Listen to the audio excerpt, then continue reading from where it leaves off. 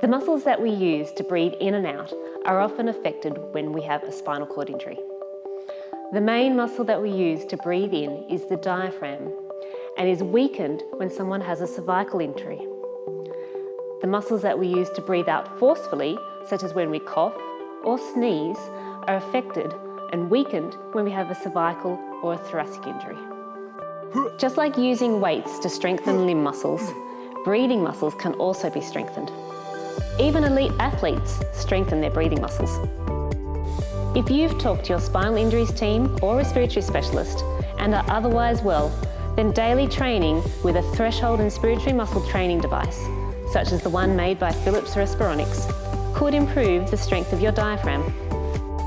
This may then improve breathing function and quality of life, reduce shortness of breath and other respiratory symptoms. Increasing the strength of breathing muscles could potentially give you extra reserves of strength and volume to deal with problems with your respiratory system, such as a chest infection. However, if you have any respiratory tract infection, inspiratory training will not be useful and you should stop.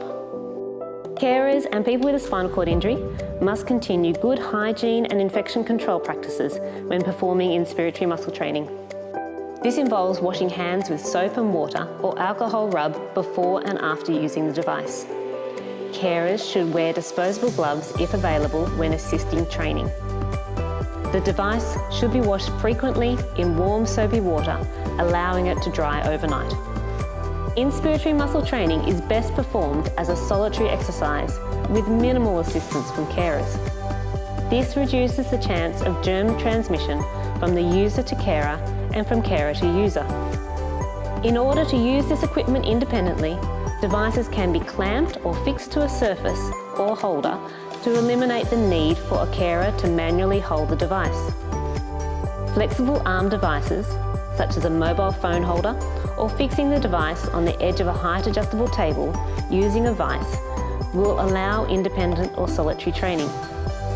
If a person with a spinal cord injury and their care team should take this on, methods of training and hygiene concerns should be discussed by telehealth with your spinal care physician, respiratory specialist or physiotherapist. Methods to make inspiratory muscle training easier to implement in the longer term over weeks and months are currently being developed. Our second video demonstrates how to train safely with an inspiratory muscle trainer as we develop plans to support your training. As the situation evolves, news and updates will be provided.